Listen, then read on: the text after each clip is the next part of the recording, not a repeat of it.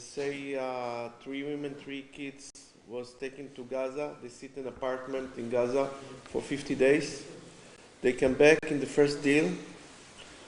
Since then, we fight to found and release Tal and all the hostages. And also we have very, very tough fighting to keep the children and my daughter-in-law that came absolutely in bad condition, mental condition from Gaza, floating. You know, they grow.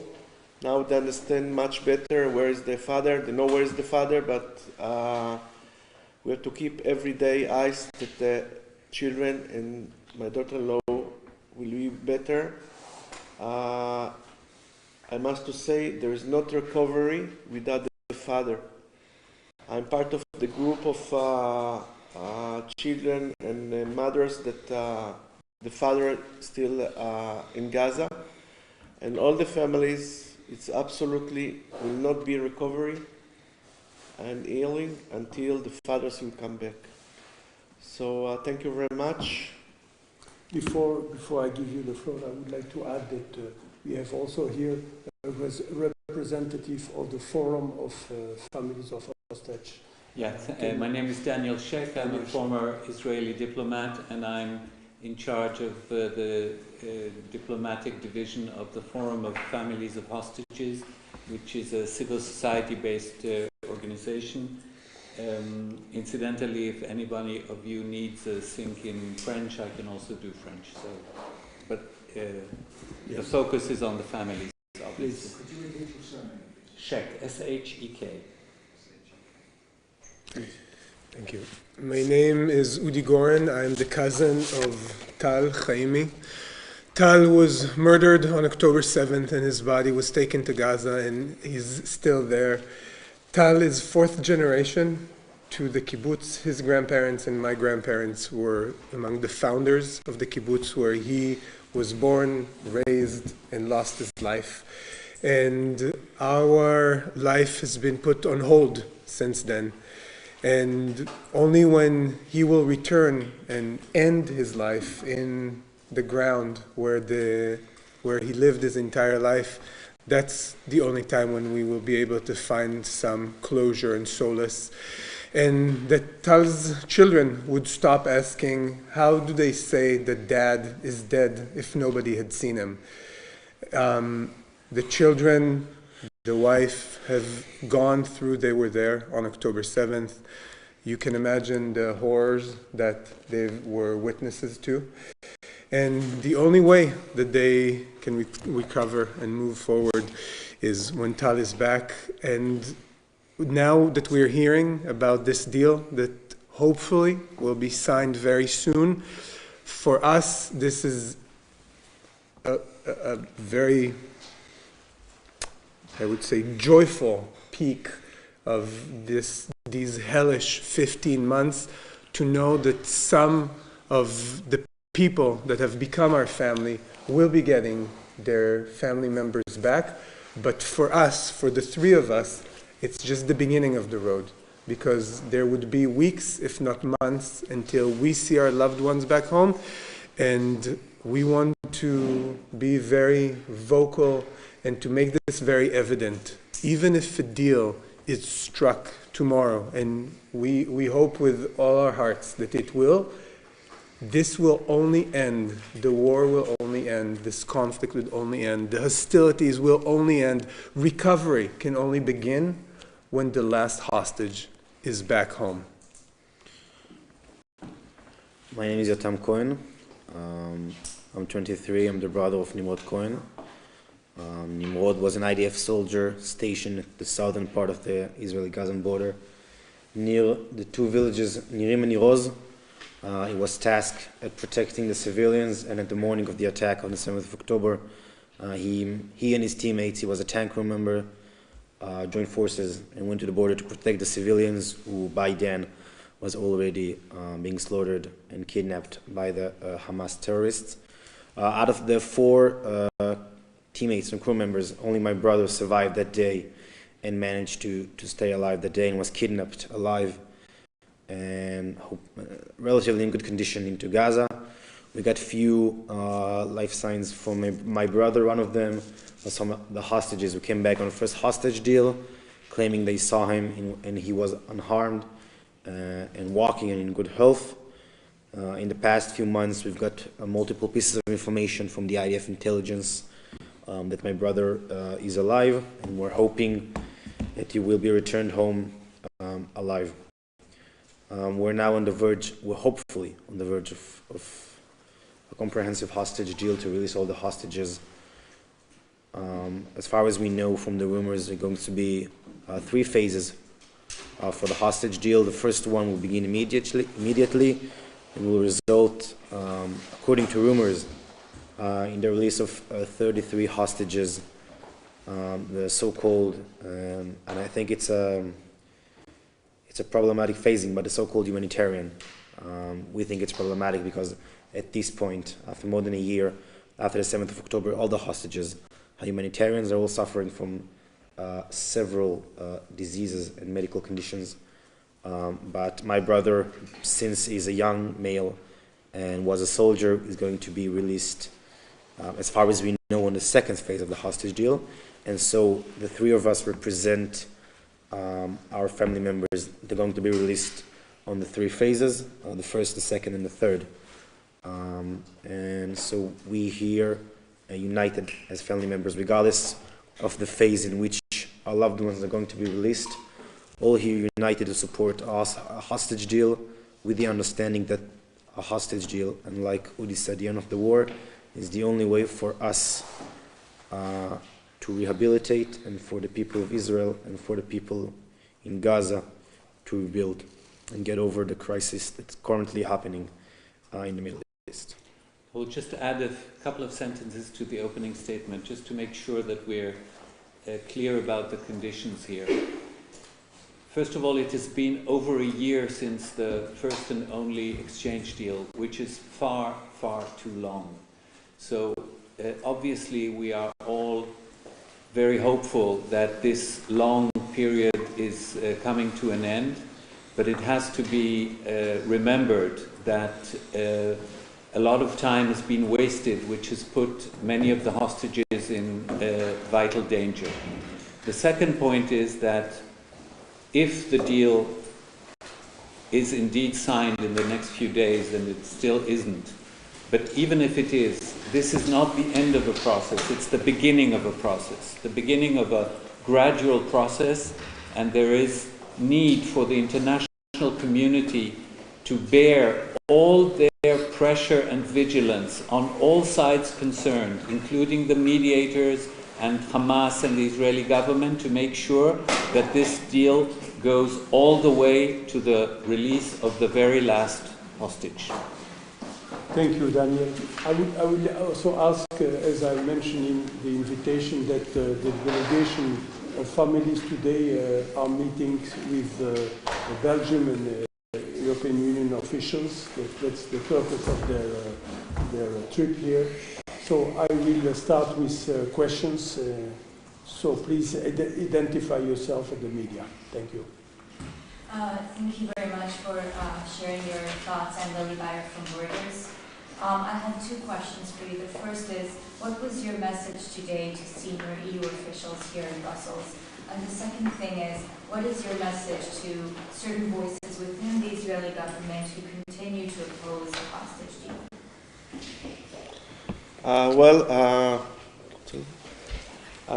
Regarding your first question, there is 23 countries that has hostages in Gaza, with the Israeli double citizens. 23 or 22? I'm sorry if I'm not correct. Over 20. Over 20.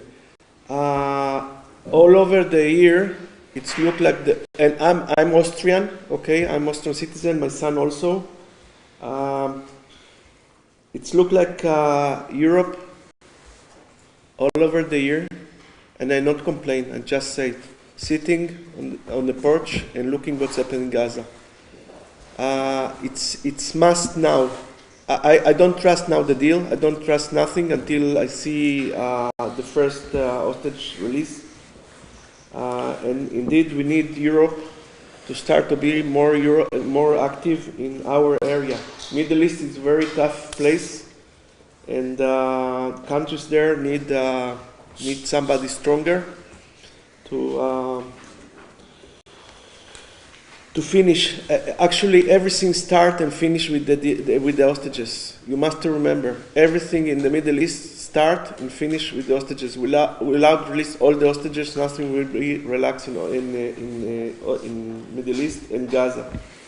And imagine that Europe pay millions of dollars or euros to help to Palestinians.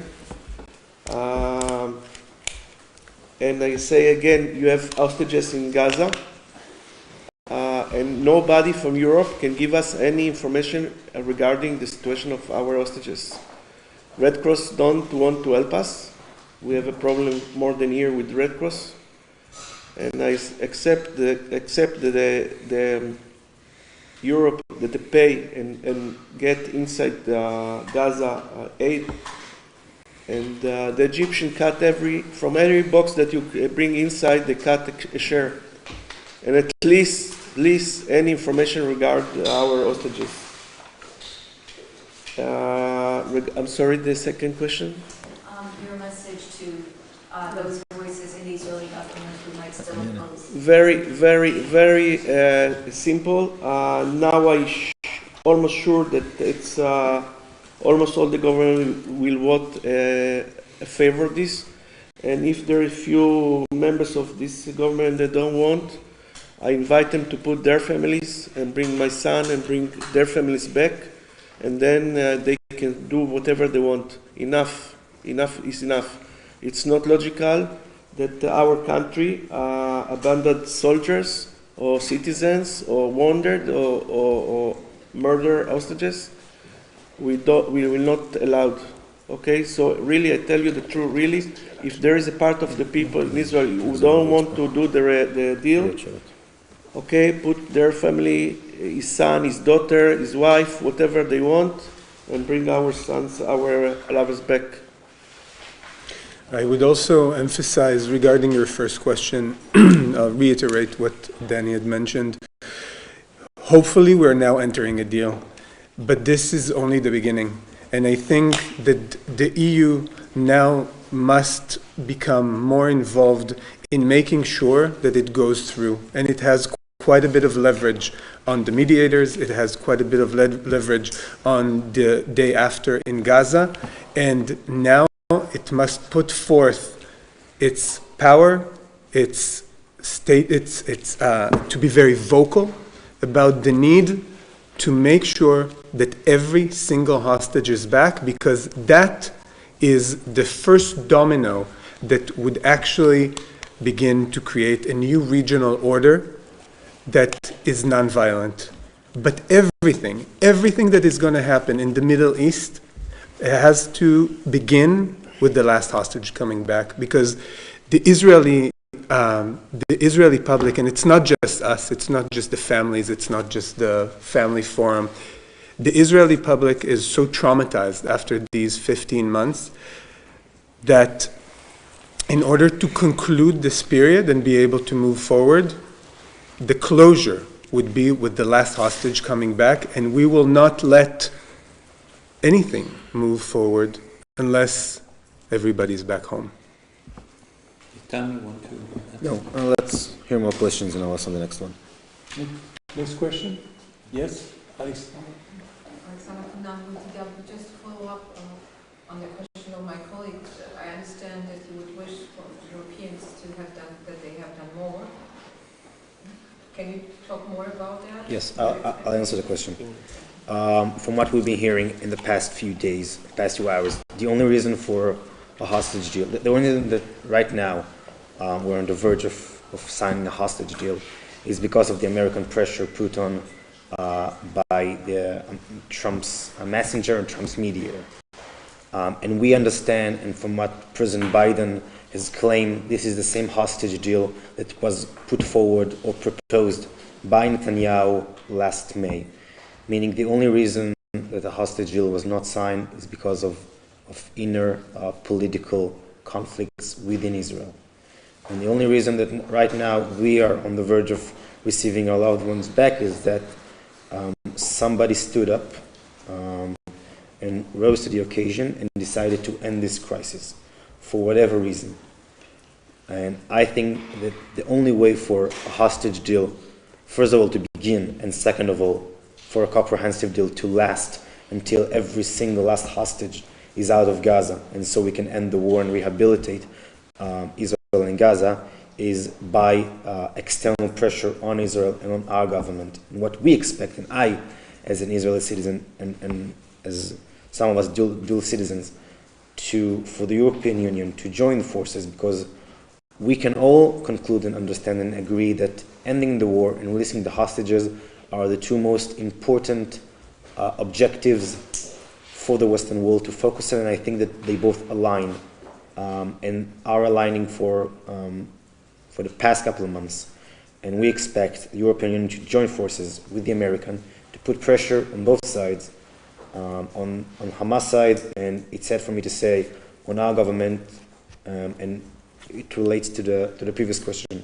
Some Israeli politicians and some ministers, and some of them has mentioned it specifically today, has managed to torpedo a hostage deal for their political gain. Today they agreed and confessed. And we expect everybody who has the best intention for the hostages and for the people of Israel and for the people in Gaza who wants this conflict to end must put aside any political gain, any political intention, and help the people of Israel, not the government of Israel, the people of Israel and the people in Gaza to finish the crisis. Yes. Yes. I want to add something regarding your question. For example, I advised as a civilian, I'm not politics, Belgium, invite all the countries, more 20 countries, there's hostages. It's like NATO power. Come to here, sit together in the table, and try to understand what you can do to make the Middle East establish, because this is what the war need, this is what the Middle East need, and this is what Europe need, and probably everybody understand why. So I guess if you sit together with the high level of authorities and just take the Middle East, just take the Gaza, Gaza don't run nowhere, they stay ever, okay? They can't throw us to the sea, we can throw them to the sea. So somebody has to need to help to Middle East to be stable place, and rebuild the Gaza, I don't know, works, everything. But I think it's one of the things that Europe need to do, because this your interest, directly your interest. Yes, please. Question? Yes. You just touched upon it, but Mike Stellini, AFP, Ethnos Press. You just touched upon it, but you spoke about there being this is the first time when you've had the hope of a deal, and hopes have been shattered in the past. Why do you think now is different from before? And can you talk about how much the families are kept in the loop about these negotiations and things by the government in Israel? How much do you know? Because you talk a lot about reports, but it seems like you're just... So in the general sense, as families, we're in the dark. We're not being informed on any ongoing negotiations or any breakthroughs. Everything we know comes from the media, from Twitter, from the major broadcasting channels in Israel. The distrust between the families and the government officials is so vast that we simply cannot understand the word they're saying. Personally, me and my families, we basically cut all the channels between us and the government, because we understand that there is deceiving us and stalling. For the past few months, ever since I think the first hostage deal, we've been getting on and off about a hostage deal. Some may say it's an emotional roller coaster. Every couple of months, every couple of weeks, we're being informed, and it's posted on the news, we're on the verge of a hostage deal. There are positive developments for a hostage deal, and we raise our expectations and then were disappointed. I think that the majority of the families at this point, we simply do not allow ourselves to get excited and to hope, and we're simply stuck in an automatic, I think, motion to simply continue our work. Go on delegation, protest, speak on the Knesset, simply do whatever we can regardless of the development. Regardless if the news saying we're on the verge of the hostage deal or there are negative developments, for us it's all the same. I think it's like either there is or there isn't, on and off. There's nothing in between. Either my brother is at captivity or he is at home. Regardless, the first part, what has changed? I think I said it before, Trump. I think he's the joker. I think he's the main player in this new field.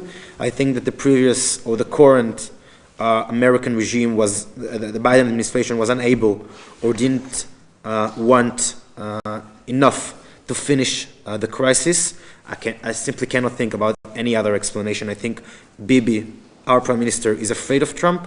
I think Trump has all the cards. I think he has the influence. I think he has the intention. I think he has the power to end this crisis. I think he doesn't want to be involved in the ongoing crisis in the Middle East. He wants his presidency to be focused on other notions other than what is going on in the Middle East.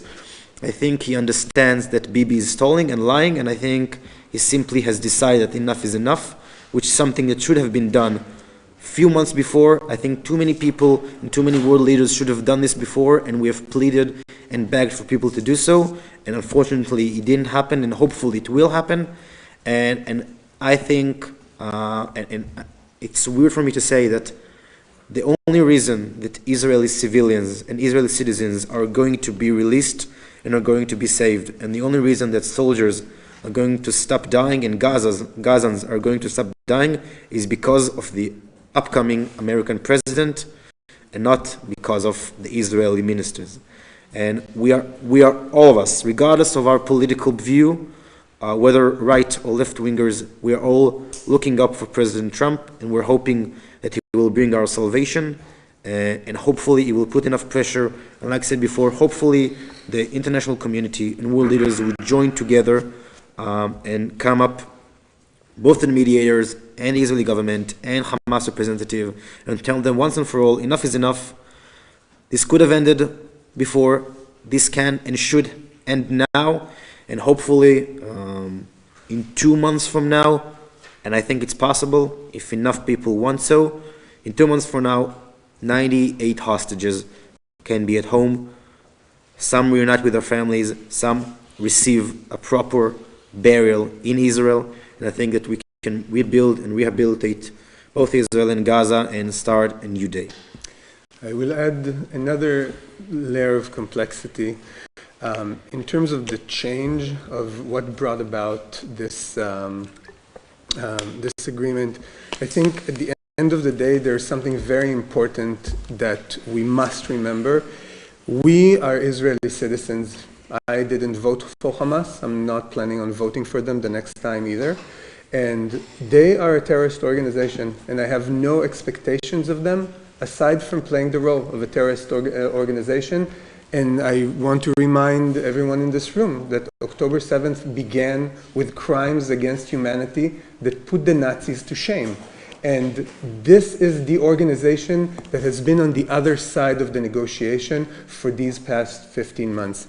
And I think that Trump has certainly changed the way things are, because if I refer to what Blinken said just recently, the way the war was ran, that on the one hand, Israel kept getting weapons to run the war and put military pressure, but on the other hand, the Americans kept having Israel send the humanitarian aid into Gaza, which we fully know goes to the hands of Hamas, in a way that was putting the war in this standstill that would just not budge.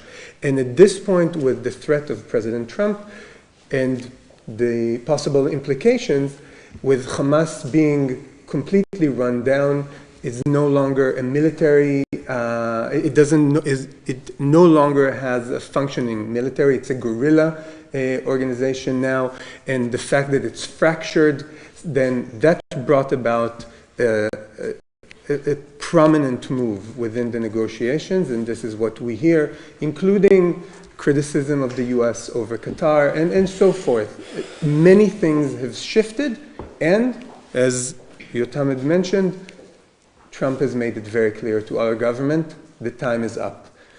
There's nothing more we can gain in Gaza, and therefore this is the right thing to do. Aside from that, I want to refer to your first question about how much we're informed, and it's true there's definitely lack of trust, but on the other hand, this is such a sensitive matter that there is very limited possibility for the government officials to let us know what's happening within the negotiations themselves. At the end of the day, again, on the other side, there's a terrorist organizations, and when we run a negotiation that should have been held and should have been dealt much, much better. We should have been at this point much earlier in time, but in order to run an efficient negotiation, we've got to keep our cards close to our chest. And therefore, and this is another layer of complexity, notwithstanding what Yotam had said, we wished we would have been better informed along the way.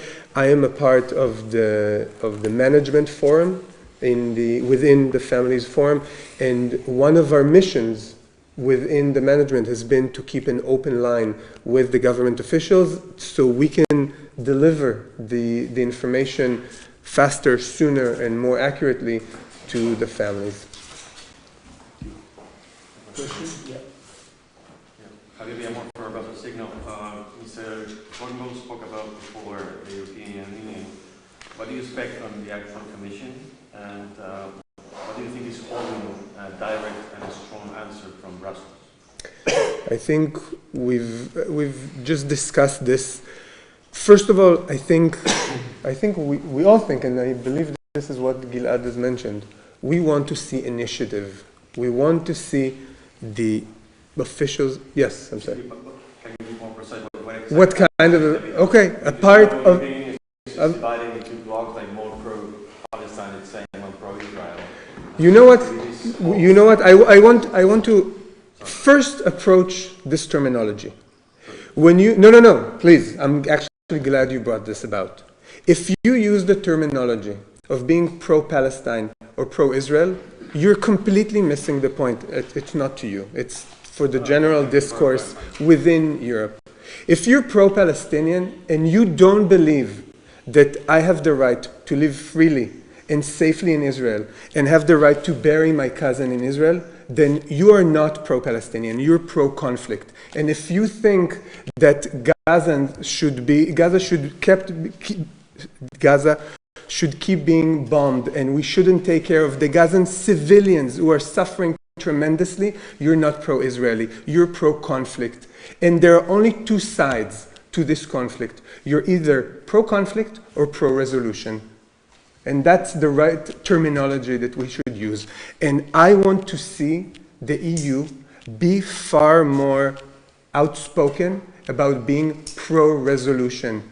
And I want to see the Israeli public hear from the Europeans. Here are the ways that we can help you resolve this conflict. Here are the ways that we can aid in making the day after better. Here, one example, we will be a governing body over every supply that goes to Gaza, and we will make sure that every sack of cement that goes into Gaza goes into building buildings for civilians and not tunnels to keep hostages in. That's one example. You've helped in the past, and hopefully you will help in the future as well to make sure that the Rafah crossing does not have any smuggling of arms and weapons and things that are used by the terrorist organization Hamas against Israel. That's another thing. You have huge leverage with the funding that you give to UNRWA. You can make sure that UNRWA is used for de-radicalization not for nurturing and culturing terrorism against Israel. 3 examples that I've just pulled. If we can sit side by side, and I can give you plenty more. But at the end of the day, you have a lot of money, a lot of resources, and with that comes great responsibility and great leverage. And you can use it to make the future of this region better. Okay, thank you, Mustafa Pakistan said.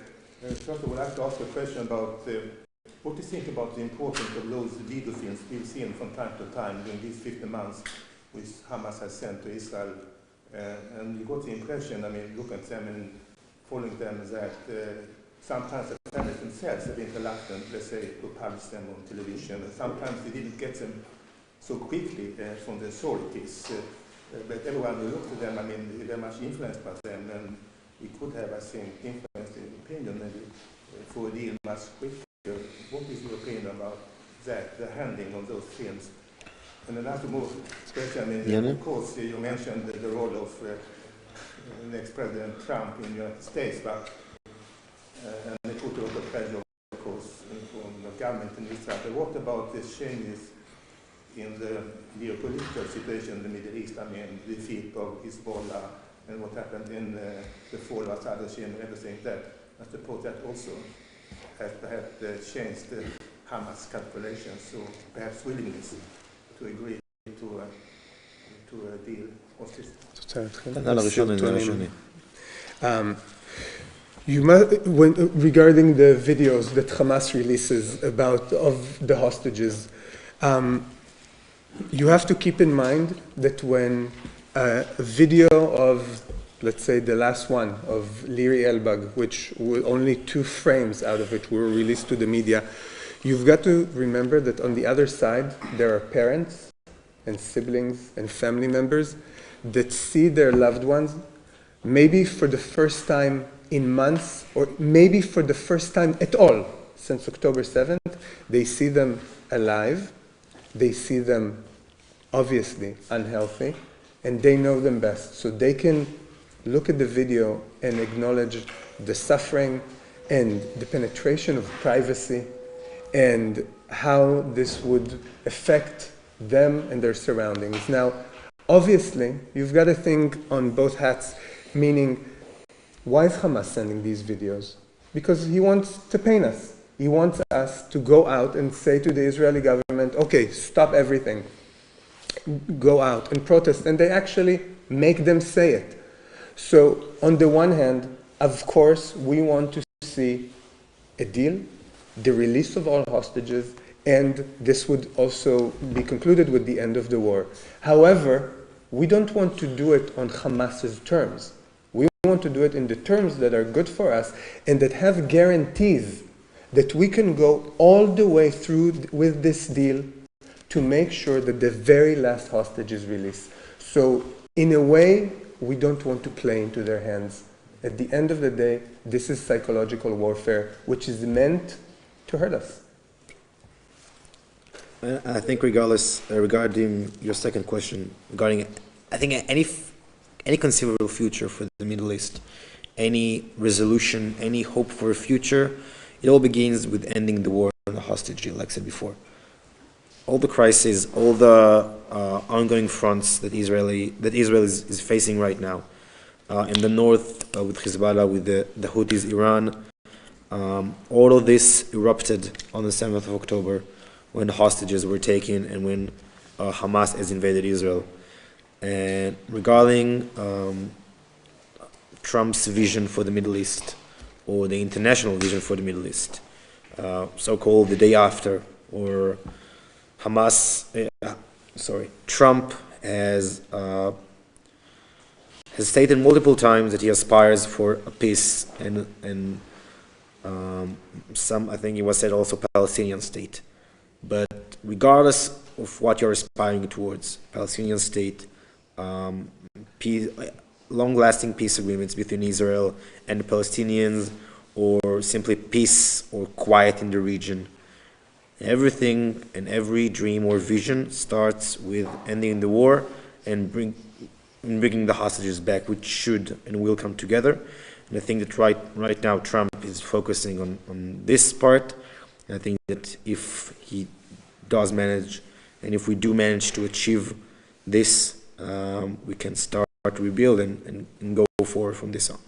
If I may just to refocus, just make sure that we understand. These three people on October 6, 2023 had absolutely nothing to do with politics or geopolitics. What brought them together is the tragic event of October 7th that took loved ones from them. And here they are, and in front of a very impressive battery of cameras, you expect them to give you a geopolitical prognosis for the Middle East. Of course, we all have our thoughts about this, but I think we should really focus on the personal experience and on the experience of the hostage community, the hostage family community in general. It won't be in their hands not to predict and not to shape the future of the Middle East. We have time for two questions. Can I ask one? Okay. Thanks. Maybe. Do you want to go first? Okay. I'll go first. Okay. Eddie Wax from Politico. In that vein, do you feel you've had real support from European leaders? I saw Kaya Kallas just tweeted that the hostages must be released unconditionally. I mean, if we have a deal, that will not be unconditional. So do you feel like the European leaders have been giving more words, or have they been giving more actions in terms of supporting to you? And the second question, That's for you. About the mood towards Israel in Europe. When you visit Europe, do you feel that this is, with so many protests going on, to end the war, do you feel like this is a hostile environment towards Israel? Europe has become over the last, over a year? Well, actually I travel a lot to Europe. Yes, when we meet the authorities in all over Europe, it's look like the positive of the hostages case. But again, empathic and say that they are with us and stay on the porch, and look on the Middle East from high. And I want to tell you something. I was meeting with three. I don't want to say what country last week, and then they asked him what you want us to do. It's an amazing question. I mean, a year ago I was sitting in my kibbutz. I work. I don't have any idea about politics, and I say like I say, bring all the people to your country, sit together, and get a decision what to do. You have the power. This is amazing. You have all the power to change everything, okay? And the worst thing, I want to tell you, 100 years ago, a lot of countries tell Jewish go outside, and 70, 80 years ago, again, and those countries give back the citizen. Okay, I get citizen for Austrian. Okay, my mother born in Vienna. Okay, and a lot of Israelis as foreign citizen, European. So it's your hostages. It's your hostages. It's not something that you give me a passport or give me a citizen and then you abandon me. You're supposed to be part of the negotiation. You support if you like Israel government or no. As a friend, you must to direct Israel and Egypt and Qatar, yes, to sit negotiation table and force them to do a deal. Because you must understand, nothing will move and nothing will end in the Middle East without the hostages. It's not possible. It's not possible.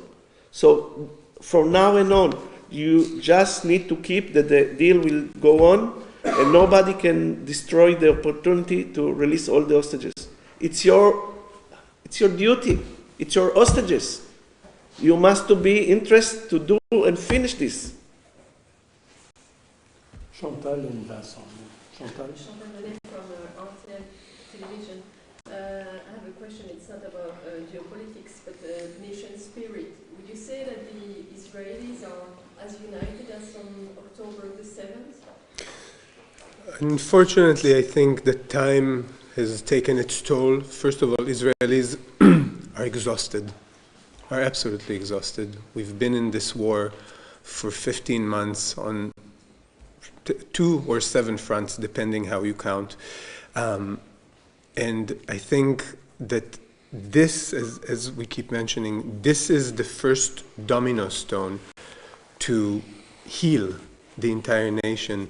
And I think that the more the war progressed, then, people are people. They go back trying to normalize life. People are eager to have a normal life. And also people going back to their beliefs, to their habits. Politics has gone back to what it was in many ways. But the one thing that has completely changed in Israeli society from day one of the war till now is that if at day one people were extremely concerned about safety and security and on the need to get rid of Hamas, most people of Israel, and we're now talking about 80% if not more, realize that at this point in time, Hamas does no longer pose an existential threat to Israel, and there is nothing more important than bringing back the hostages. And this is, I would say, the one issue in Israeli society that has been the closest to a consensus since Israel was founded. Vincent, for the last question. You told us last year in Tel Aviv that you had no help from the Red Cross, from the NGO like Amnesty. Is there some improvement this last month? Or? It's a very simple answer. The answer is no. Do you know why? I'm probably not the right person to ask, but I can tell you that in general, international organizations, both governmental and non-governmental, have performed very poorly on behalf of the hostage situation. There are exceptions, obviously, but the Red Cross, if there is a humanitarian crisis of a kind that the Red Cross should be very present in its resolution, it's a hostage-taking situation. And for 15 months they were, I'm not saying able to access the hostages, even to get a reliable list of the hostages and their condition. So there may be very good reasons, and in the end of the day it's not the Red Cross to be blamed but Hamas, but for the families of the hostages it's simply a complete failure to their mission. And other international organizations have less real possibility to help here. But even verbally, there was a tweet yesterday from the chairperson or the director of UNICEF. I think it's the first or second time that they have spoken up. Even on International Children's Day, they didn't feel that there was a reason to speak about children who are held captive in tunnels in Gaza. So expectations are low, and that is the only way not to be disappointed. Thank you so much for this briefing, and we'll, for those who requested, we'll do interviews. Please let us know.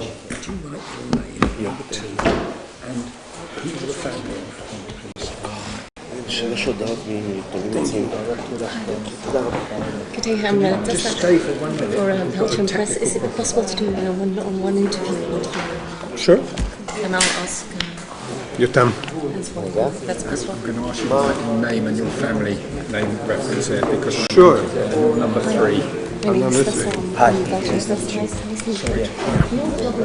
Is it possible to do a one-on-one interview? Sure. Well done, thank you. And we're going to ask you, who's your family? Oh, sorry. I don't know. It's just not clear, and I don't want to make any mistakes. Was really important for us to learn the new high representative. תודה רבה, היה ממש מעניין. תודה רבה. Could you just say, Yes, of please, course. your name and the name of your family? ראית כאן שנה שעברה? לצערנו לא יותר מדי השתנה, אבל אולי היום. עשיתי לך את המספר טלפון שלי. תודה. כן, אבל אתה בטח מכיר את... Sorry about this, but... Okay, you didn't want to make any mistakes, so good luck for the... Thank you. לא, לא חושבת, אבל אתם מכירים ברויטרס בישראל. יופי, אז יש לכם מי לדבר, הכי חשוב. Name and your organisation, I would appreciate it because I don't want to make any mistakes. Sure. There's one person waiting. By the way, I follow your stuff. This way. That would be useful. Maybe I זהו, can take a אתה חותם photo. על ההסכם? Take a photograph of it. Have a floor plan. Hi. May I ask you one question? Yes, of course. Your turn is the younger group. Yes. Your tongue. Gilad is the last. Yes.